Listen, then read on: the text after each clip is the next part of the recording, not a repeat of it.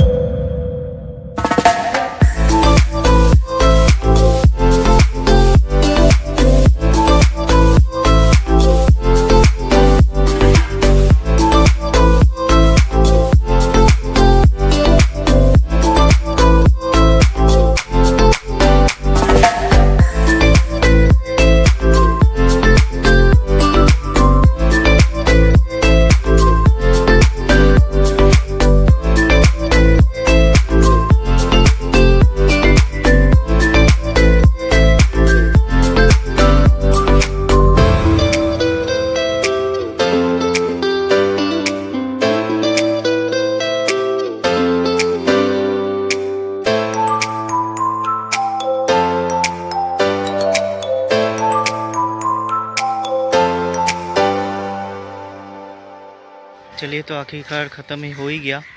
तो कैसा लगा वीडियो तो मेरे कमेंट बॉक्स में सभी कमेंट करके बताइएगा। और एक और चीज़ मेरे कमेंट बॉक्स में बताइएगा कि जो मैंने ये पेन ड्राइंग ट्यूटोरियल बनाया है वो 4 पार्ट्स में था।